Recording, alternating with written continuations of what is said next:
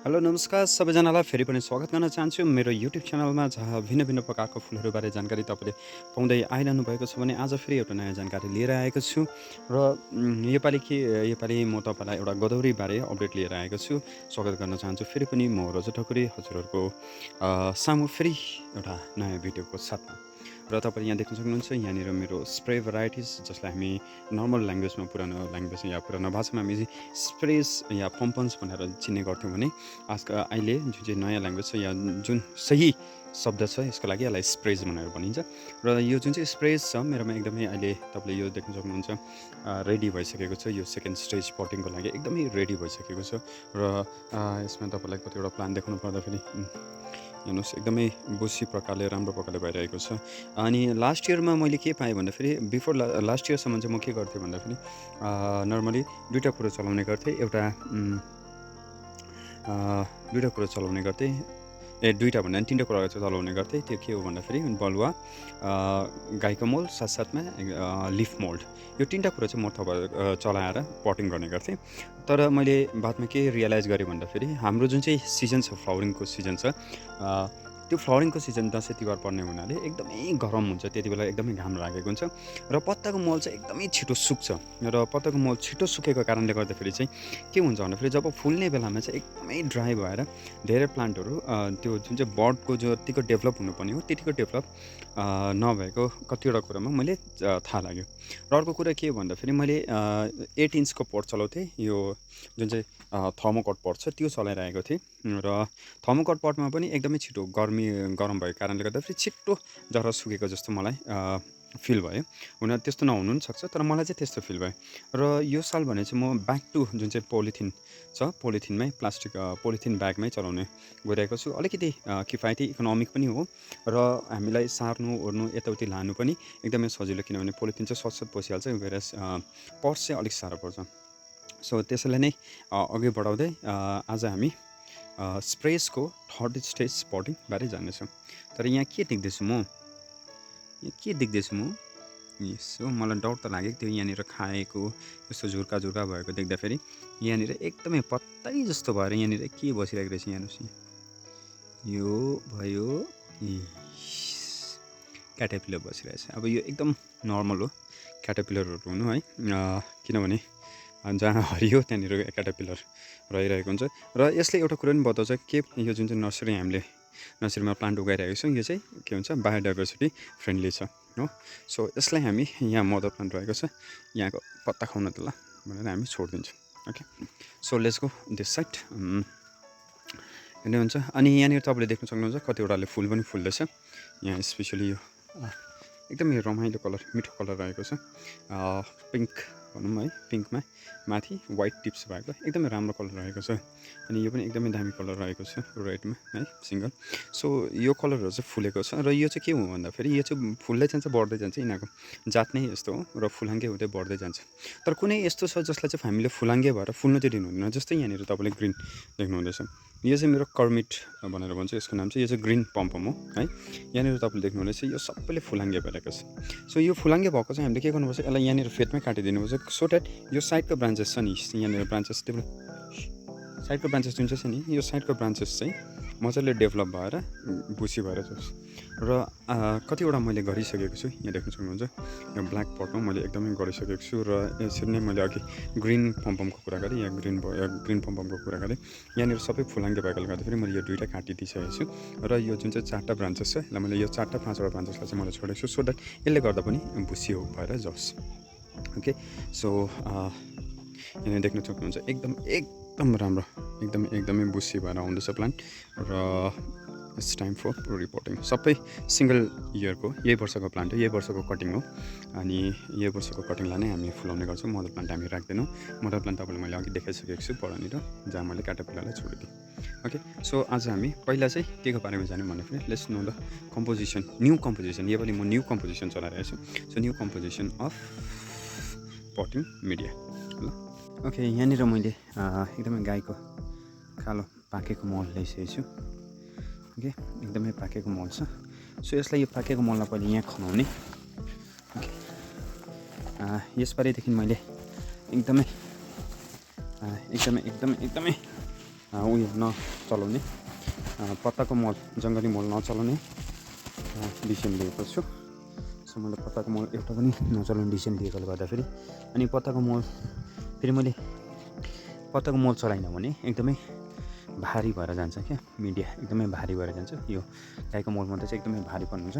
So यो भारीपनलाई फेरि मैले बलुवा पानीको ड्रेनेजको लागि मैले बलुवा चलाएँ भने के हुन्छ भन्दाखेरि एकदमै झन् बलुवा पनि के भएर जान्छ, भारी भएकोले गर्दाखेरि एकदमै टाइट क्या, मलै टाइट भएर जान्छ, जुन चाहिँ हामीले कुनै पनि ग्रोवरले चाहिँदैन। सो त्यसको बदली चाहिँ म उसको बदली चाहिँ योपालि के को बदली भन्दाखेरि स्यान्डको बदली चाहिँ म पर्लाइट चलाउन गइरहेछु। सो 1 केजी यो झन्डै 1 बोरा मलमा हाफ केजी जस्तो पर्लाइट म चलाउने गर्छु। हाफ केजी पनि पर्दैन, हाफ केजी जस्तो पर्लाइट म मिक्स गर्ने छु। सो पहिला पर्लाइट मिक्स गरौँ। ओके, पर्लाइट मिक्स गरौँ। खासमा म छतमा गर्ने गर्थेँ, सो बेलचाले फिट्नु सजिलो हुन्थ्यो, एकैपल्टमा फिटिहाल्थ्यो। तर अहिले भने चाहिँ अब घर अगाडि गर्नु कराउँछ, किन भन्दाखेरि यत्रो फुललाई फेरि तल लागेर छतमा लागेर फेरि रिपोर्टिङ गरेर फेरि तल ल्याउनु काइन्ड अफ डिफिकल्ट टास्क हो। सो त्यसले गर्दाखेरि चाहिँ यसलाई म के गर्छु भन्दाखेरि यहीँ जहाँ छ त्यसकै छेउमा हामी सानो पानीको चोचाएर काम गर्ने गर्छु। ओके, सो पहिला यसलाई राम्रोसँगले फिटौँ। ओके, एक दुईवटा कता कता काँटहरू छ, यो काँटहरू निकाल्नुपर्छ। यसले चाहिँ काँट निकाल्नुको कारण चाहिँ के भन्दाखेरि यसले चाहिँ यो नपचेको काठहरूले चाहिँ के गर्छ भन्दाखेरि मललाई त्यो पानीलाई क्या सोसेर राख्छ। पानीलाई सोसेर राखेको कारणले गर्दाखेरि चाहिँ जरा कुहिनु सक्छ। सो त्यसलाई अभोइड गर्नको लागि चाहिँ यस्तो नकुहिएको काठहरूलाई चाहिँ मलबाट निकालेको राम्रो। ओके, सो म फिटिहाल्छु है त। सो मैले एकदमै मल फिटेर एकदमै रेडी बनाइसकेको छु। यसमा पर्लाइटको मतलब एकदमै ठिक छ।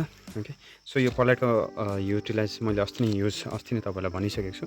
पर्लाइटले मिडियालाई हल्का राख्छ, साथसाथै यसले के पनि गर्छ भन्दाखेरि पानीको बहाउलाई एकदमै छिटो गराइदिन्छ। एक्स्ट्रा पानी जुन चाहिँ त्यो के भन्छ बगेर गमलाबाट या पटबाट बगेर गइहाल्छ बहाउ भएर, ठिकै छ। सो पहिला के गरौँ भन्दाखेरि पहिला फुल लिएर आउँ है त, पटिङ गर्न।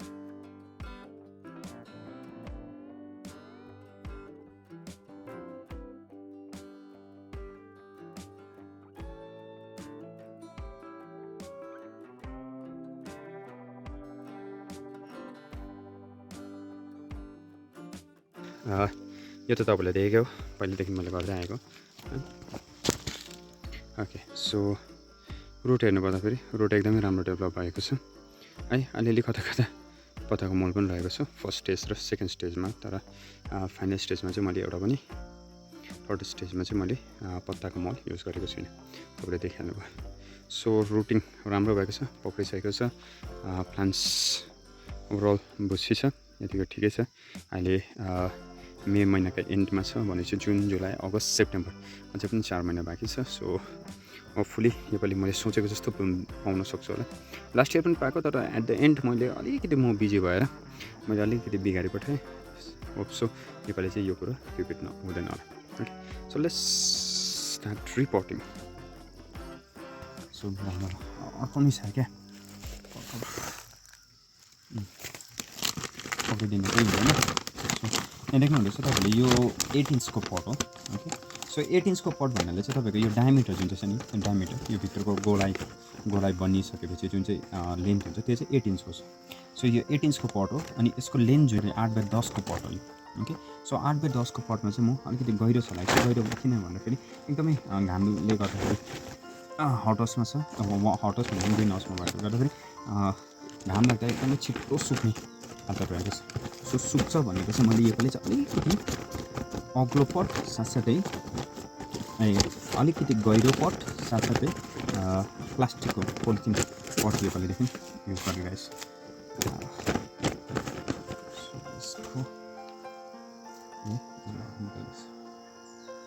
यसरी लिने, त्यसलाई बिचमा टक्काहाल्नु।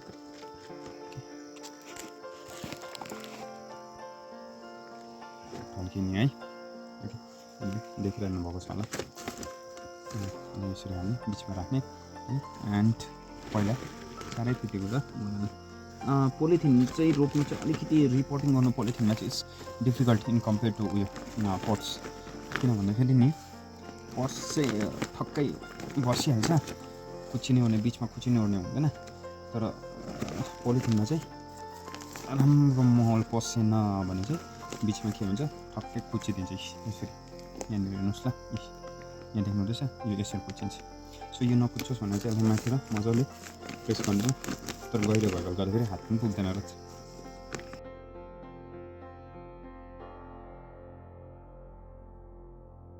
बेस्ट चाहिँ तपाईँले घरको लागि रोप्नुहुन्छ भने चाहिँ अर्दन पट हो, क्ले पट हुन्छ नि, जुन चाहिँ क्ले पट चाहिँ एकदम बेस्ट हो गोदावरीको लागि चाहिँ बेस्ट हो। तर घरमा रोप्नुको लागि चाहिँ, किनभने अब यदि तपाईँले घरमा रोप्नु या फ्लावर सोको लागि मात्रै गर्नुहुन्छ भने चाहिँ क्ले पट चाहिँ बेस्ट हो। किनभने अब त्यो जुन चाहिँ क्ले पटमा चाहिँ self cooling and heating ability जुन चाहिँ छ, त्यसले गर्दाखेरि टेम्परेचर एकदम मेन्टेन भइरहन्छ र छिटो सुक्दैन पनि। त्यसैले गर्दाखेरि क्ले पट चाहिँ एकदमै राम्रो हो फुल रोप्नको लागि चाहिँ। बट अनफर्चुनेटली हामी चाहिँ यसलाई लगेर बिक्री पनि गर्नुपर्ने हुनेछ र क्ले पटमा चाहिँ लगेर बिक्री गर्नु इट्स भेरी डिफिकल्ट। त्यही माथि लग्यो भने पनि के हुन्छ, कस्टमरले बोकेर लानु पनि साह्रो। सो त्यो कारणले गर्दाखेरि चाहिँ हामी क्ले पट चाहिँ चलाउन सक्दैनौँ। फेरि अलिकति प्राइसी पनि हो, अब बिजनेस गरेपछि अलिकति इकोनोमिक भएर नै चल्नुपर्छ हामी पनि। सो त्यसले गर्दाखेरि चाहिँ सो यो भयो, रेडी भइसक्यो। ओके, सो 8 इन्च पट पनि माथिबाट हेऱ्यौँ भने हामीले केही पनि देख्दैनौँ। सो एकदमै राम्रो, एकदमै दामी भइसकेको छ, भुसी भइसकेको छ, पनि त्यस्तै भइसकेको छ। यो त अझै बेटर भएको रहेछ। ओके, सो यो भयो हाम्रो रिपोर्टिङ अफ स्प्रेस।